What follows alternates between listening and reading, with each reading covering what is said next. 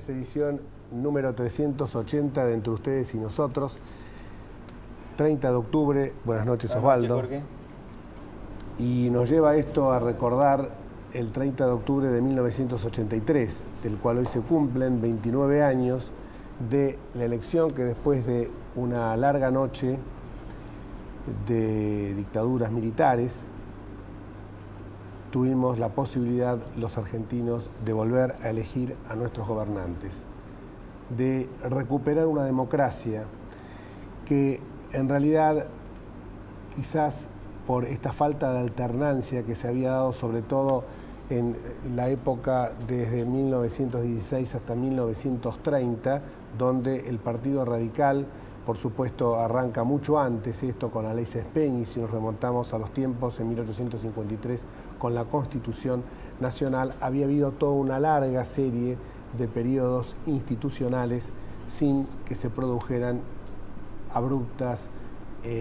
golpes de Estado o abrupta finalización de esos procesos que a partir de la sanción de la ley Sespenny se vieron alumbrados por el sol de la democracia, pero que evidentemente se habían encauzado en lo que habían fijado los constituyentes del 53 como el pacto fundacional de la Argentina, que había terminado con esos periodos de guerras civiles que azotaron estas pampas. Pero señalaba el tema de 1916 a 1930 porque quizás allí faltó una alternancia, un debilitamiento posiblemente de la oposición, encarnada en esos momentos por el Partido Conservador, por el conservadorismo, y eso hizo que determinados factores de poder inauguraran nefastamente el 6 de septiembre de 1930 una serie sucesiva de golpes de Estado que terminaron con un gobierno como fue el de Hipólito Yrigoyen, que venía desde 1916 hasta 1930 con el intervalo del interregno de Marcelo T. de Alvear, gobiernos que realmente habían permitido el acceso de los sectores medios y de los sectores populares al poder. A partir de 1930, la irrupción del partido militar en la escena política argentina hizo que tanto de uno como de otro sector, cada vez que no se acomodaban bien las cosas como quería la oposición, se fuera a golpear la puerta de los cuarteles. Esto hubo responsabilidad también desde luego de los sectores civiles. Y digo la alternancia porque estamos en una situación que parecería que este gobierno, con ese pensamiento brutalmente hegemónico que todo lo quiere controlar, impide la posibilidad de una alternancia. Y esto que se está hablando sucesivamente de la reelección implica como que se está buscando la perpetuación de una dinastía, casi diría yo, de una monarquía disfrazada de democracia. Y esto es lo que hoy, a 29 años de aquella gesta maravillosa del 30 de octubre, no porque ganara Raúl Ricardo Alfonsín, a quien muchos lo consideramos el padre de la democracia, esta democracia, él fue simplemente el que llevó el estandarte, pero la democracia creo que la construimos entre todos los argentinos. Por eso, en este momento quiero reivindicar que en aquellas oportunidades, a lo largo de la campaña electoral, a diferencia de lo que hoy vemos, Alfonsín trataba de nuclear a todos los sectores y decía, como si fuera un credo laico, el recitado de la Constitución, del preámbulo de la Constitución Nacional para generar la unión de todos los argentinos. Pero también señalaba de que quería incorporar a todos los sectores de la vida política con sus banderas, a los demócratas progresistas con la bandera de Lisandro Latorre, Horacio Tedi, a los socialistas con la bandera de Repetto, Juan B. Justo, Scioli y Alfredo Palacios, a los conservadores y a los liberales con las banderas de Mitre, Pellegrini, y hoy vemos que esto realmente ha quedado en el olvido. Hoy vemos un gobierno que cuando hace 4 años aquí decíamos en el programa que venían por todo, había gente que nos decía Osvaldo y a mí por la calle, son muy exagerados, ustedes no se dan cuenta que hay una nueva esperanza con el kirchnerismo en nuestro país. Hoy esa misma gente es la gente que nos llama para decirnos que dramáticamente la historia nos ha venido dando la razón. Pero para entrar en el tema que se vincula justamente también con esto, porque habla de deudas que tiene pendiente la democracia, y una de esas deudas es justamente la brutal inclusión social y la situación económica en que hoy se encuentra nuestro país. Por cierto, cuando vemos que el riesgo país ha superado ya la barrera de los 1000 puntos, que estamos con un riesgo país mucho más alto que Venezuela, Ecuador, que Bolivia, ni hablemos de Chile, que está con 55 puntos, y esto nos impide acceder a los mercados de capital. Solo superados hoy por Grecia, pero si nos dan tiempo lo vamos a pasar.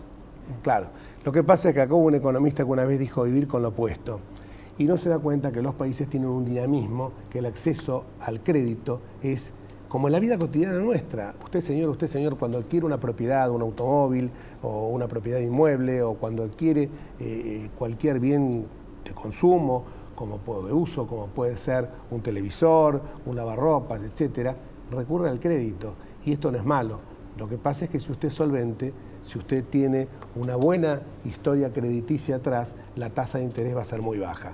Hoy resulta triste para la Argentina que Bolivia haya pedido 500 millones de dólares, Bolivia, 500 millones de dólares a los organismos de crédito internacional, y le hayan dado 5.000 millones de dólares y se lo prestaran a una tasa del 4,8% anual. Y a la Argentina, si decidiera recurrir a esos mecanismos de crédito, se lo cobrarían hasta 6 veces más de lo que hoy está pagando Bolivia. Esto se vincula, por supuesto, con la situación en que se encuentra el mercado inmobiliario. Queremos darle la bienvenida al presidente de la Cámara Inmobiliaria Argentina. Felicitaciones. Muchas gracias. Roberto Arévalo, porque como te lo dije en algún mail que te mandé, es por un lado, un compromiso para vos, pero por sobre todas las cosas un reconocimiento a una trayectoria en el mercado inmobiliario, en la Cámara Inmobiliaria, y sobre todo una trayectoria de honestidad profesional y personal que tus pares te lo han reconocido. Agradezco tus contactos. Y nuestro querido amigo, el presidente saliente de la Cámara Inmobiliaria Argentina, que ha hecho una labor realmente excepcional y que ha demostrado, ha sido uno de los pocos representantes de cámaras empresariales, de cámaras vinculadas con el quehacer económico, que sin ánimo de ponerse a tirar piedras hacia el gobierno, sino con un sentido constructivo, señaló las cosas cuando estaban mal. Lo que pasa es que lamentablemente, Néstor, hoy en estos tiempos de la Argentina, cuando alguien señala que el gobierno se equivoca, es golpista, destituyente o no sé cuántos epítetos más. Como si no fuéramos hijos de esta tierra, que queremos que nos vaya bien en esta tierra, que queremos que nuestros hijos y nuestros nietos no se nos vayan del país. Que eso es lo que ya uno entra a visualizar. Gracias por estar, Néstor. Al contrario, un placer. Gracias a ustedes por la invitación. Como siempre, una alegría compartir el programa con ustedes. Agradezco infinitamente tus palabras, que son reiterativas. Sé que las has dicho en muchas ocasiones, pero creímos haber estado a la altura de las circunstancias oportunamente, porque era lo que de alguna manera las circunstancias, los colegas, el mercado requerían. De modo tal de que el premio fundamentalmente lo tenemos a través de la sociedad, que nos ha reconocido, tus palabras también indudablemente nos enorgullecen, de modo tal, Jorge, de que creemos haber simplemente cumplido con nuestra obligación. El mercado inmobiliario. Entremos en tema. Entremos en tema. ¿Cómo está el mercado inmobiliario? Lo sospechamos, pero queremos... Sí, bueno, procurando siempre dar mensaje positivo, más allá de la coyuntura. El mercado inmobiliario, separado, sobre todo en la parte de las unidades usadas, está deteriorado, está golpeado, en virtud de que se tomó como unidad de medida, como resguardo de valor, y esto ya desde hace muchos años en la economía argentina, se tomó para la estabilidad la moneda dólar. Cuando comienza el implemento de estas medidas, que fue exponencialmente deteriorando el mercado, fue una medida obviamente demasiado choqueante. En virtud de ese shock, entonces el mercado comenzó a deteriorarse hasta llegar a este punto en el que la oferta se ha retraído sensiblemente. en virtud de la falta de dólares para poder comprar la propiedad. Es decir, solo venden lo que están desesperados por vender o poco menos.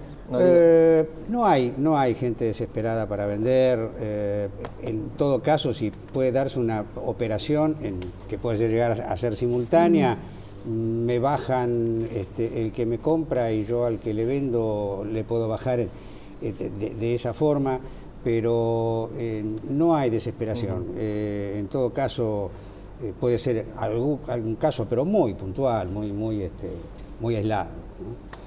Y entonces lo que está sucediendo es que cuesta, ¿no es cierto?, que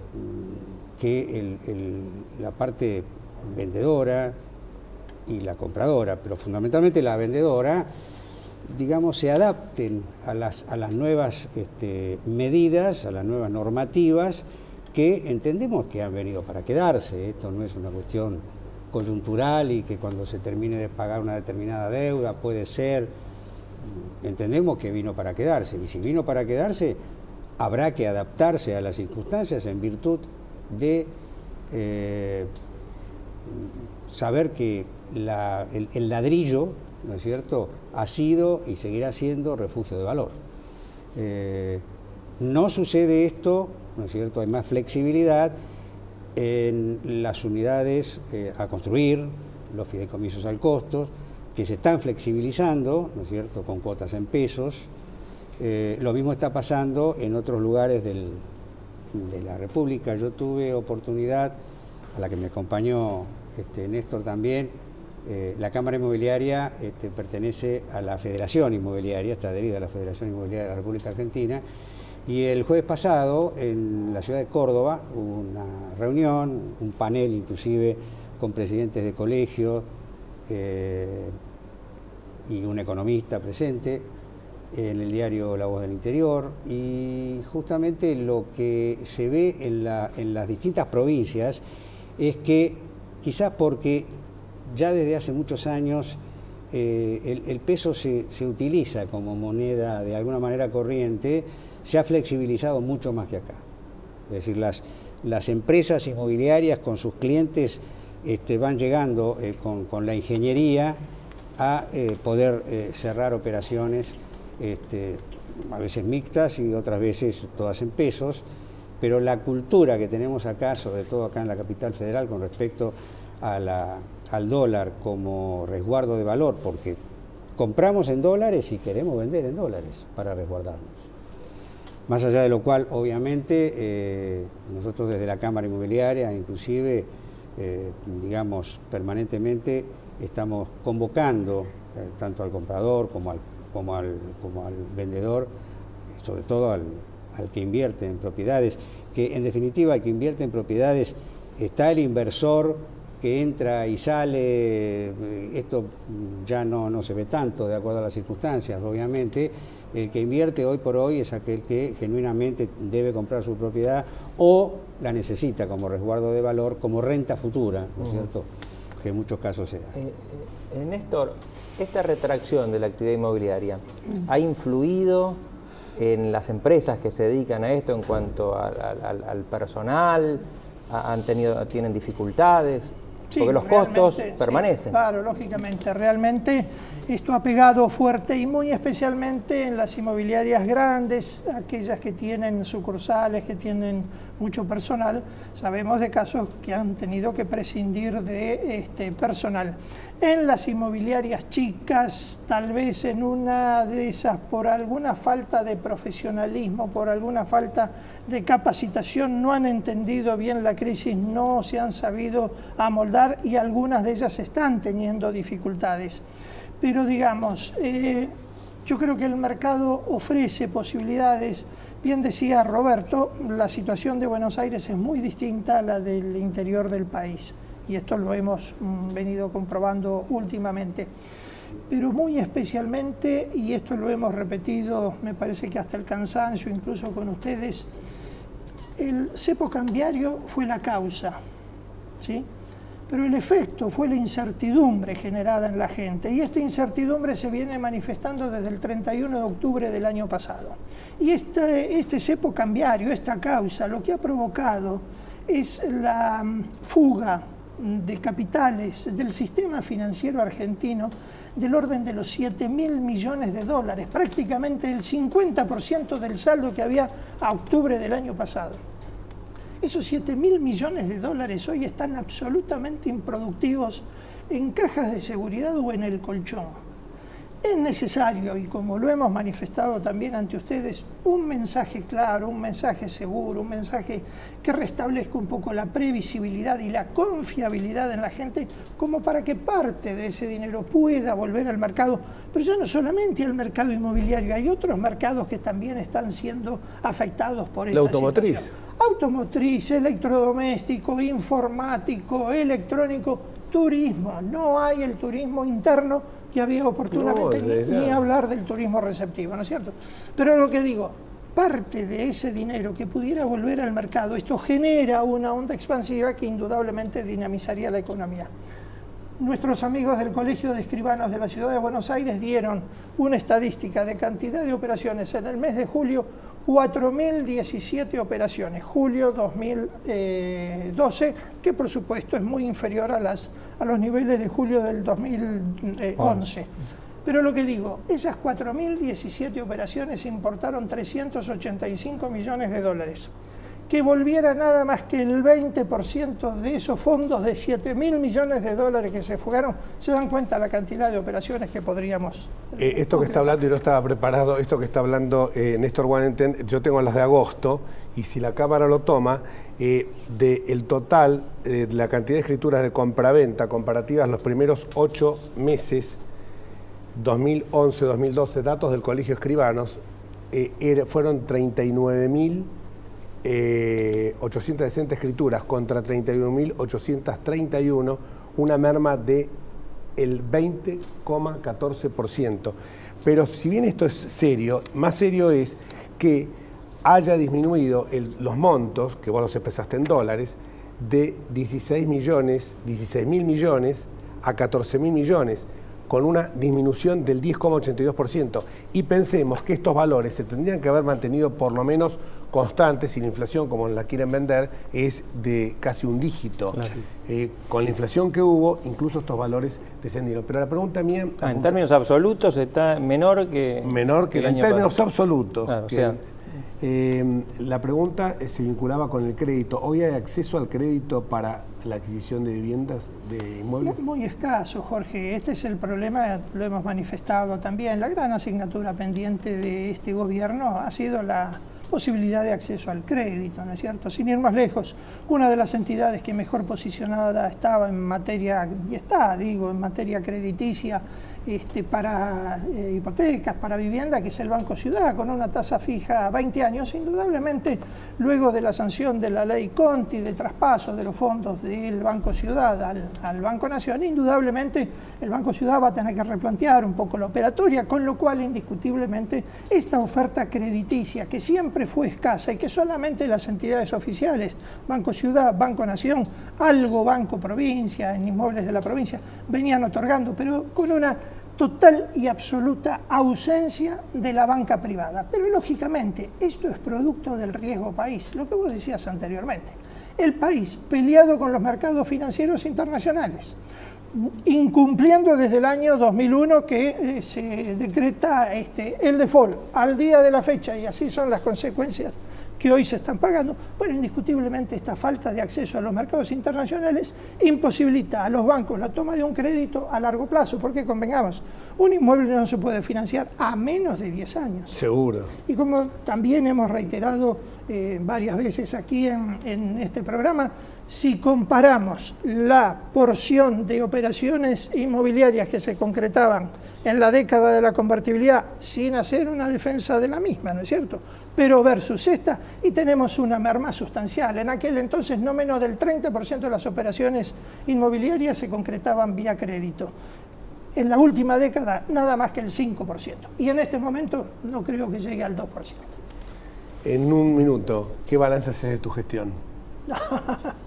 Eso, en un minuto es imposible. Eso es muy difícil y eso lo tiene que hacer en todo caso el asociado. No, pero... Yo estoy muy satisfecho, creo que hemos cumplido la labor, pero digo creo que hemos cumplido porque ha sido una tarea de conjunto y muy especialmente acompañado por quien fue mi secretario oportunamente, que justamente ha tenido él un gran mérito, ¿no es cierto? Pues yo siempre digo, el presidente puede ser el cerebro de la institución, pero el secretario es el que bombea, es el corazón. El que empuja el lápiz. Es el que empuja, exactamente. Y eso es en definitiva lo que ha sido que hoy Roberto Arévalo haya sido designado por consenso del Consejo Directivo y por unanimidad el nuevo presidente de la institución, que por supuesto a quien le deseamos mucho éxito. Muchas felicitaciones, Roberto, y bueno, lo mejor para vos. Muchas gracias, realmente muchas gracias. Y desde luego las felicitaciones por una gestión excelente que seguramente, no me cabe ninguna duda, va a continuar con la presidencia de Roberto, porque como vos decís, no es que fue extrapolado, que no conocía el tema, sino que me consta a mí que no solamente como secretario general de este último periodo, que venís bregando hace años. Así es, así es. Así que entiendo que el legado que nos ha dejado Néstor como presidente, seguramente lo cumpliremos con creces. Seguramente va a ser así, con un éxito resonante. Por lo menos eso es lo que me propongo. No, desde luego que va a ser así, anticipo. Muchísimas gracias a ambos. Gracias a vos. Pausa.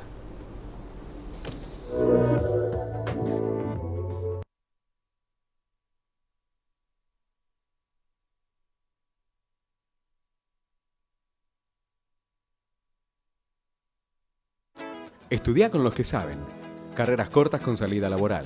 Consultor inmobiliario, tasador, martillero público y corredor. Presencial y a distancia. Instituto de Capacitación de la Cámara Inmobiliaria Argentina. www.isi.edu.ar.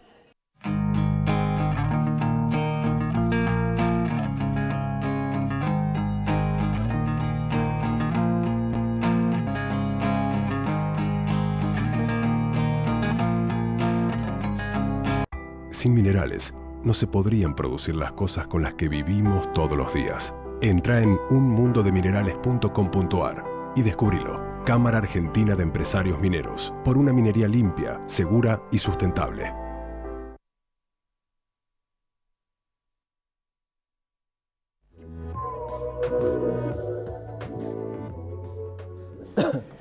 A veces no pasamos mensajes porque el tiempo es muy corto, pero la gente se enoja después. Beatriz de Palermo nos felicita y pide que no nos vayamos nunca de este programa. Felicitaciones a Laura Alonso por parte de Antonio de Flores y que nos pide que esté en todos los programas. Zulema de Retiro, que está harta de los políticos del gobierno que son mantenidos por el campo y que no quieren cumplir con la cuota Hilton. Hay muchos más, pero quería rescatar estos tres. Y también algo que se vincula con las recientes inundaciones, que nos lo acaba de dejar Néstor Wallenten, como ellos son prácticamente parte del programa, incluso a Néstor alguna vez le dijimos de ser columnista, la Cámara Inmobiliaria Argentina, por el tema, explícalo vos, del desborde del arroyo Las Víboras. Sí, a raíz de estas intensas lluvias en los últimos días ha provocado realmente destrozos en la zona de González Catán, que es una zona muy carenciada y una zona atendida por los hermanos de las escuelas cristianas, los hermanos de la comunidad de La Salle, y ahí nos están solicitando, bueno, todo lo que la gente pueda donar en cuanto a ropa, calzado, colchones, alimentos no perecederos. De modo ¿Y a dónde deben dirigirse? Ahí hay un par de teléfonos celulares. Uno es de Mariano Wallenten, 15 6375 5733, perdón, 15 6375 5773, y el otro de Javier Castañola, 15 3140 5380. También lo pueden encontrar en Facebook como Fundación Armstrong. Desde ya se lo agradecemos, es de la Fundación Armstrong de La Salle. Muchas gracias. Siempre te dejo pocos minutitos, Osvaldo. El público lo agradece. No lo agradece. Irán, primer tema. Bueno, vos sabés que para la justicia argentina hay sospechas vehementes de que altos funcionarios del gobierno iraní, fueron responsables del atentado a la AMIA. El Estado de Irán niega esa responsabilidad. Ante esa situación es insólito que la Argentina haya entablado negociaciones con los victimarios de nuestro país. Hoy se reunieron y, por supuesto, el gobierno de Irán volvió, esa teocracia antisemita que niega el holocausto, por ejemplo, volvió a negar la responsabilidad en el atentado. ¿Para qué fue el gobierno argentino a hablar?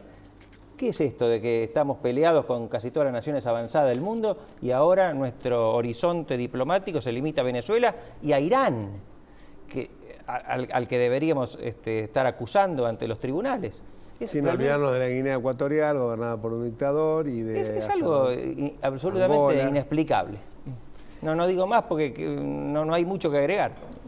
8 de noviembre está a la vista. ¿La plaza es patrimonio de un sector o es de todos los argentinos? Las plazas. Sí, la plaza es de todos los argentinos, pero hay sectores del peronismo, esto es tradicional, que creen que la han escriturado.